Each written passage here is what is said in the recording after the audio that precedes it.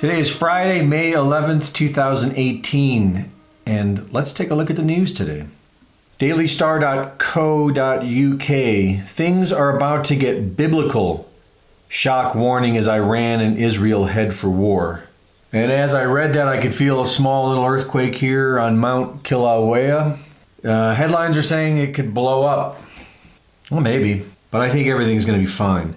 Same thing here, Iran and Israel. When you put the whole thing into perspective, the whole thing, the revolution that broke out in the streets in Iran, the shenanigans of deep state involvement with Iran and North Korea, and the whole thing, what we saw, the turnaround in Saudi, no, it's not going to get biblical. I don't think so. I think it's going to be quick and brief, and in the end, quite joyful. That's my take. ABC7NewYork.com. Exclusive. Mom outraged after New Jersey teacher asks sixth graders if they have HIV. She should be mad. And it's ridiculous. And I remember what it was like being a sixth grader. And if I was a sixth grader and my teacher asked me if I had HIV, I would know right away that that teacher was a complete moron or an idiot. And we would have ridiculed and teased that teacher. It's a fairly obvious, ridiculous outrage. John Bowne of InfoWars, diaper consent, the Orwellian madness of the left. Sexuality educator Deanne Carson, and she's telling people in Australia that before you change your child's diaper, you need to get consent before you touch the child. The internet's all abuzz with it, but what I don't really see people pointing out is what is a sexuality educator doing talking to parents about their infant children. None of that adds up. No one should be talking to parents about their children. It's not their business. That's an obvious thing. But next to that, what does a parent need to even hear advice from a sex educator about an infant child? Thank God for Trump. From the Alex Jones Show, QAnon compromised, Intel source hijacked by the deep state's disinformation campaign. And this is what Alex Jones is saying today, that QAnon's been flipped.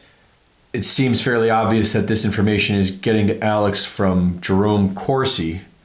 And anyone who's been following the QAnon phenomenon, I would imagine, is aware of this. And so it's all based on a Q post where Q is mentioning about people profiting off of the Q thing. Jerome Corsi took it very personally.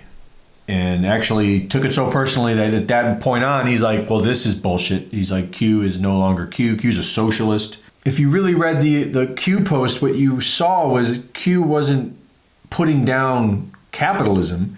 Q is pointing out the fact that there are patriots that are dying right now and that we should respect them and honor them.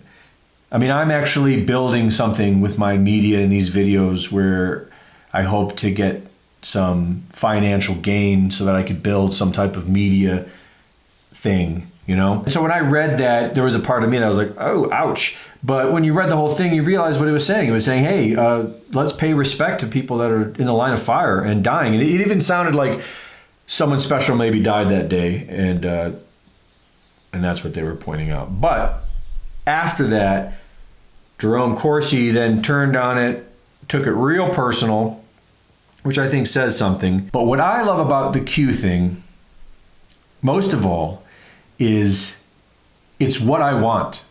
It's what I've wanted since 2004, 2005, I think is when I started having the dream and the vision of a great awakening where we come to embrace things like integrity and honesty. I don't know if we've ever done what it looks like we're about to do.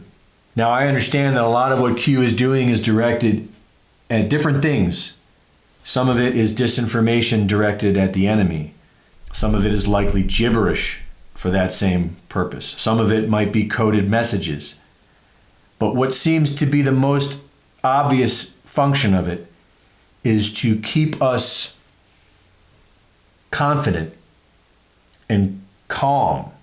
Because if it wasn't for this great new conspiracy theory that there is a storm being waged against evil, that there is a battle behind the scenes against corruption, I think we would have reacted badly by now.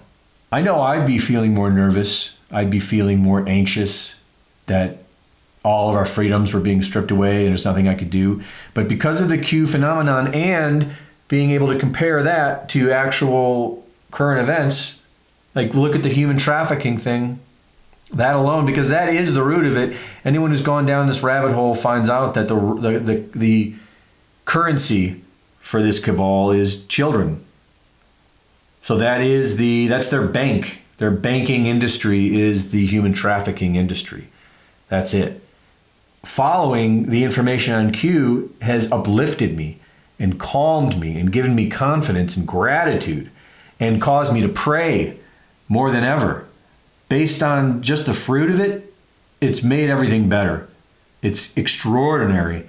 It puts us in the best position you could be in. Calm, centered, confident, where you're able to then ask the question, what can I do for my country? What can I do for freedom? And then act upon it without having to flip the lid and get violent. Puts you in a calm, centered space to do the right thing and be a strong patriot. Have a great night. I'll be joining you tomorrow. I will be doing videos 7 days a week now as I'm continuing on trying to figure out how I can better evolve what I'm doing with media. I just upgraded my system. I'll be getting a new rig, which is going to cut my time in half probably. Can't wait for that. So anyways, have a great Friday night. I'll see you Saturday.